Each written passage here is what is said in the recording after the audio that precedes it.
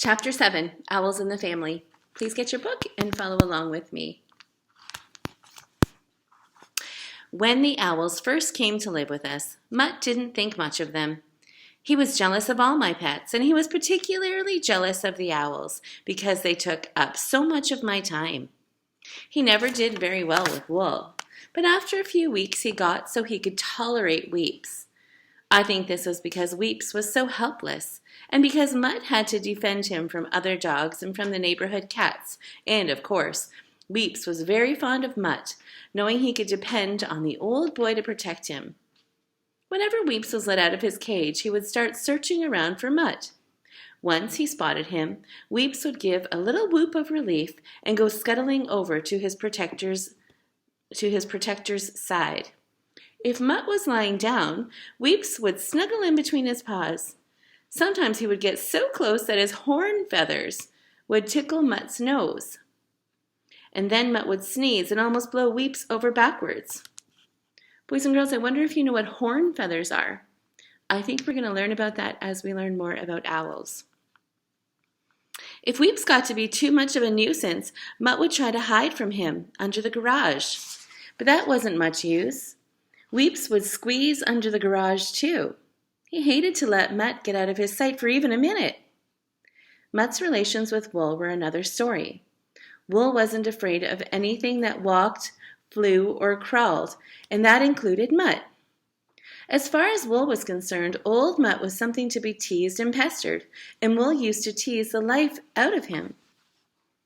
Mutt was an absent-minded sort of dog. Instead of burying a bone he didn't happen to be using at the moment, he would often forget about it and leave it laying in the grass.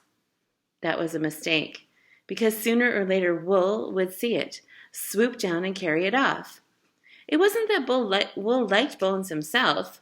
Not having any teeth, he couldn't chew them. He just liked to take them away from Mutt.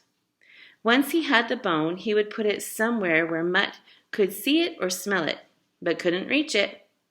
Sometimes he would put the bone in the crotch of a tree just high enough so Mutt couldn't jump up and get it. Or sometimes he would hide it in the gutters of the porch roof so that the nice, rich bone smell would drift down and torment Mutt until he was nearly crazy. Another of Wool's tricks was stealing Mutt's dinner. Mutt used to be fed on the back porch about 5 o'clock each afternoon. When Wool was feeling particularly bored or ornery, that just means kind of in a bad mood, he would play the dinner stealing game. Having waited until Mutt started eating, Wool would scoot around to the front of the house and set up such a ruckus that it sounded like 2 dog fights and a cat fight all happening at once. Mutt always fell for it. As soon as he heard the row, that means all the noises, he would come tearing around the corner, woof, woof, woofing, and ready for trouble. But while he was peering around in his short-sighted way to see where the trouble was, Wool would have flown over the top of the house and be gobbling down Mutt's dinner on the back porch. When Mutt got back and found the plate empty, he would look very puzzled. Being absent-minded, he couldn't always remember whether he had finished his dinner or not. All he knew was that he still felt hungry. But Wool's favorite game with Mutt was the tail squeeze. Ooh, that does not sound very fun. Mutt was already a fairly old dog when the owls came to live with us, and during the heat of the summer afternoons, he liked to have a snooze under the poplar trees in the front yard. He had hollowed out a bed for himself in the moist earth beneath the trees where he could lie in comfort until the sun started to go down and the air began to get a little cooler. Wool, on the other hand, never seemed to sleep at all. Although, according to the bird books, horned owls are supposed to sleep all day and hunt all night. Perhaps because Wool had never read those books, he was just as active in the daytime as at night, and maybe more so. On summer days, when I was away somewhere and there were no kids around to play with, Wool would get bored. That was usually when he would play the tail squeeze game. I don't think it'd be so much of a game for Mutt. What do you think? After first making sure Mutt was really fast asleep, Will would begin to stalk the dog the way a cat would stalk a bird. He always did it on foot. I think because he felt it wouldn't be playing fair to use his wings. Starting from the front porch, Will would sneak across the lawn, moving so slowly and carefully he hardly seemed to move at all. Boys and girls, can you just imagine this picture in your head of the dog sleeping and an owl creeping up on the dog so quietly? I kind of feel sorry for Mutt. If Mutt happened to raise his head, he would see Will standing stock still on the grass and staring innocently up at the sky as if he were wondering whether it was going to rain. After a long, suspicious look at Will, Mutt's eyelids would begin to droop. His head would sag, and soon he would be fast asleep again. He snored too, and as soon as the snores started, Will would continue his slow and careful approach. Sometimes it took Will an hour or more to cross the lawn, but he did so quietly and cautiously that Mutt never really had a chance. When he had sneaked up close enough, Will would raise one big foot and very, very gently lower it over the end of Mutt's long and bushy tail. Then Will would let out a piercing scream, and at the same moment he would give the tail a good, hard squeeze. Poor Mutt would leap straight into the air, yelping with surprise and pain. By the time he got his bearings and was ready to take a bite out of Will, the owl would have flown to the limb of a nearby tree, from which he would peer down as much to say, "Good heavens, what a terrible nightmare you must have been having." Mutt would roar and froth around the tree, daring Will to come down and fight like a dog. Then Will would make things even worse by closing his eyes and pretending to be sound asleep. Can you guys pretend you're either Mutt barking at Will up in the tree, or pretend that you're Will just sitting there closing your eyes like you didn't do anything? Although Will loved practical jokes, the funny thing was that he never really harmed other animals, if he could help it. Of course, if something tried to hurt him, well, that was different. Then Will could be dangerous. But he certainly wasn't the fierce and bloodthirsty kind of bird that owls are supposed to be. He wouldn't even go hunting on his own. If a gopher or a white rat happened to get loose on the lawn, he wouldn't touch it. However, there was one kind of animal he would attack, and that was a skunk. It seems that all horned owls just naturally hate skunks, though no one really knows why.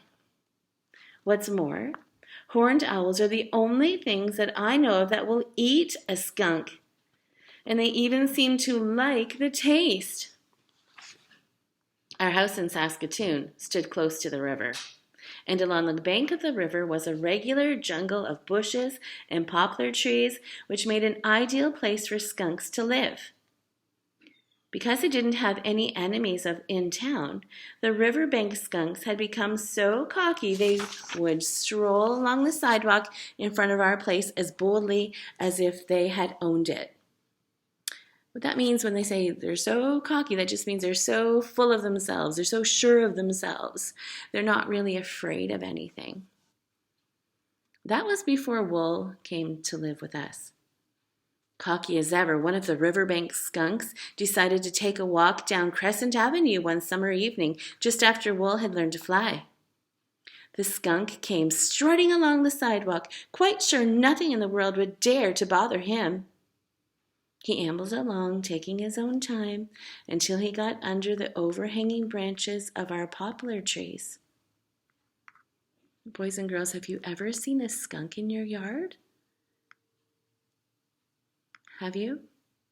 When you see a skunk in your yard, what do? Maybe some of you have a pet who has been sprayed by a skunk before. That is not nice, is it? Once I had a cat who got sprayed by a skunk and then ran into our house, and wow, did it ever smell bad. So here's a skunk on the property, on Billy's property. Let's see what happens. Mother and Dad and I were having dinner. The dining room windows were open because it had been such a hot day. All of a sudden, there was a great swoosh of wings, and there, on the windowsill, sat Wool. Before any of us had time to move, he gave a leap and landed on the floor beside my chair. And he hadn't come empty-handed. Clutched in his talons was an enormous skunk. The skunk was dead, but that didn't help matters much because before he died, he had managed to soak himself and Wool with his own special brand of perfume. "Hoo, hoo, hoo," Wool said proudly, which probably meant, "Mind if I join you? I brought my supper with me." Nobody stopped to answer. We three people were already stampeding through the front door of the dining room, coughing and choking. Wool had to eat his dinner by himself. It was 2 weeks before we could use the dining room again. And when Mother sent the rug and drapes to the cleaners, the man who owned the shop phoned her right back and wanted to know if she was trying to ruin him. Probably so stinky that there's no way they could get them clean. Wool didn't smell so sweet either, but he couldn't understand why he was so unpopular all of a sudden. His feelings must have been hurt by the way everybody kept trying to avoid him. After 2 or 3 days, when even I wouldn't go near him or let him come near me, he became very unhappy. Then an idea must have come into his funny head. He must have decided we were mad at him because he hadn't shared his skunk with us. So one day he went down to the riverbank and caught a second skunk and brought it home for us. Pause for a second. Boys and girls, our neighbor has a cat, and this cat gets out of the house, and often the cat will hunt a mouse or a bird and will leave it on the front doorstep of our neighbors. Now, they don't like that, but it's like the cat is giving them a gift because it's a hunting cat. So I kind of think Wool is doing the same thing, bringing them home a skunk because he thinks they'll like that. By the time he was so soaked in skunk oil that you could smell him a block away. Some of our neighbors complained about it, and so finally my father had to give Wool a bath in about a gallon of tomato juice. Tomato juice is the only thing that will wash away the smell of skunk.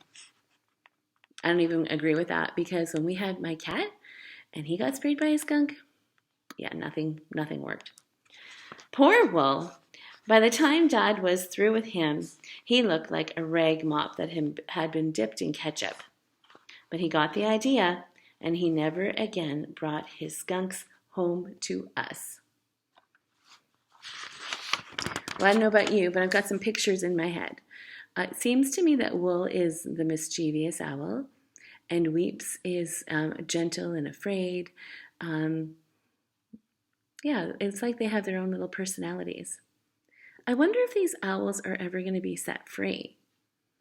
We'll find out.